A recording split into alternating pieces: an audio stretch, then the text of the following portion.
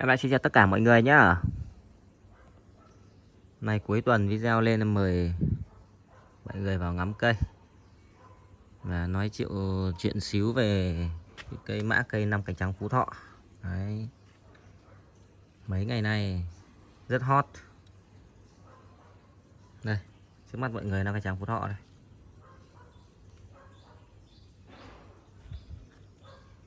Phú Thọ thân lá rất đẹp nhé.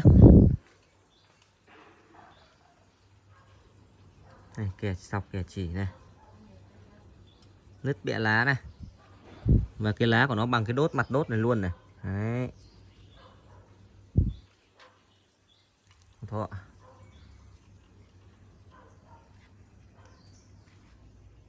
Mấy ngày nay các nhà vườn lớn đang đi thu gom hoặc là đổi lên Phú Thọ những cây tầm 70 đến 1 mét đổ lên hoặc những cái chậu tác phẩm cao.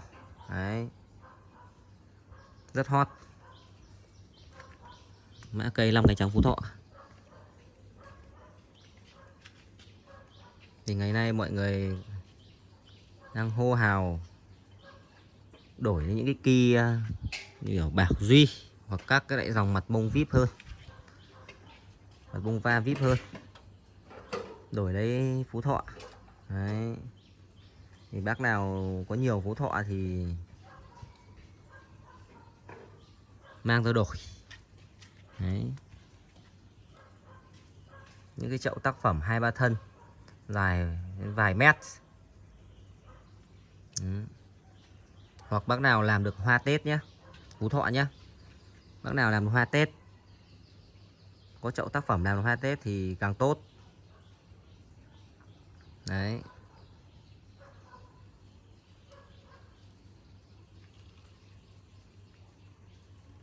Càng có giá trị. Những cái chậu 5 cánh trắng Phú Thọ 1-2 thân cao khoảng tầm 1 mét, gần 1 mét thì mà làm được hoa Tết thì em nói thật thì các bác bán lúc nào cũng được nhá. Đấy. Chỉ sợ không làm được ra hoa thôi. Đấy.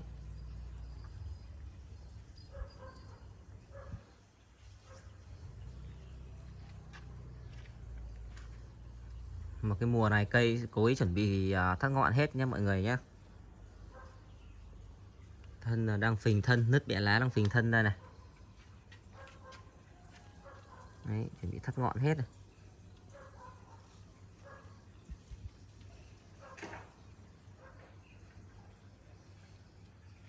Mùa này tháng 10, cái mùa hanh heo đấy.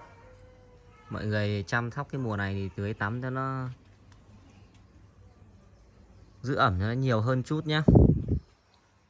Để tránh những cái bộ gốc, bộ rễ nó bị khô. Nó khô là nó sẽ bị cháy cái mắt gốc này.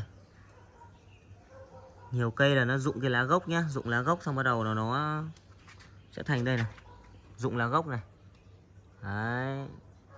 Xong rồi nó khô thành cái màng trắng thế này. Các bác có để khô quá là có cái mắt gốc là nó bị chai và nó bị cháy luôn. Là chúng ta nên là bị hỏng mất mồng gốc. Đấy. Các bác giữ cho nó ẩm một xíu.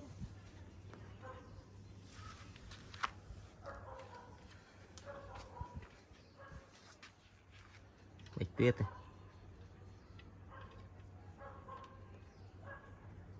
Bằng ngón tay út thôi.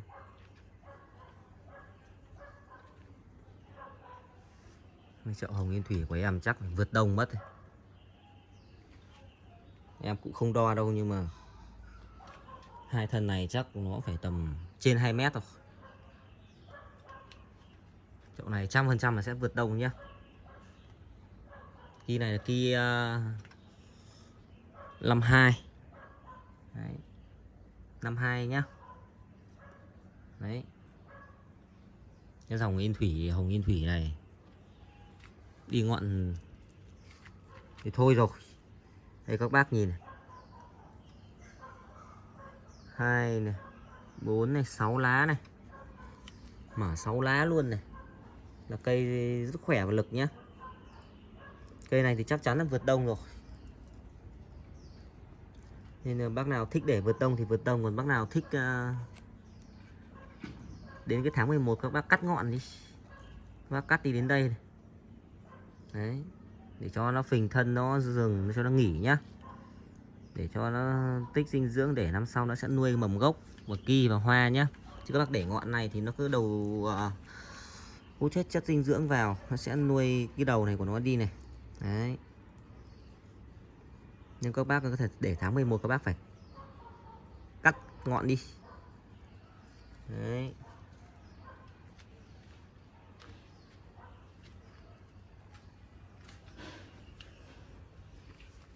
Hồ điệp, hồ điệp đang nụ này, rất là kịp chơi Tết nha mọi người nhé. Hồ điệp tuần này ra ngồng ra nụ, các bác mà biết cách chăm thì vẫn kịp Tết. Hồ điệp hoa của nó thì chơi bền rồi, 2 đến 3 tháng nhé. Và những cái nụ này thì khoảng tháng nữa, hơn tháng nữa bắt đầu nó sẽ mới nở. Đấy, thì từ giờ đến Tết nó khoảng gần 4 tháng nữa thì chúng ta vẫn có thể chơi được Tết nhé. Đấy. Nụ.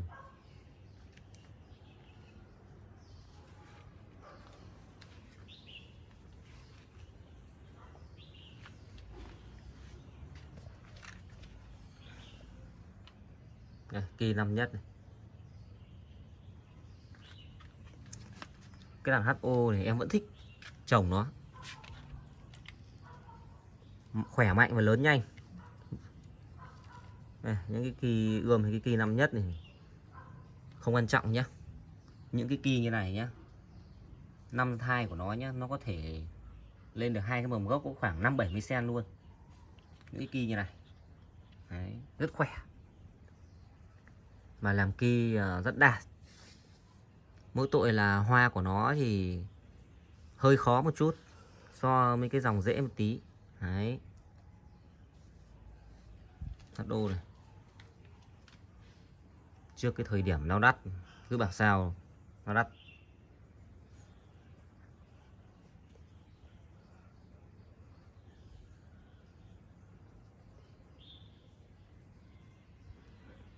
Thôi, video ngày nay kết thúc. Em mời mọi người vào ngắm cây và nói chuyện vậy thôi. Các bác vào xem thì cho em xin nút like và một nút đăng ký kênh để hộ cây ngày phát triển. Em xin chào tất cả các bác. Hẹn các bác vào video tiếp theo nhé.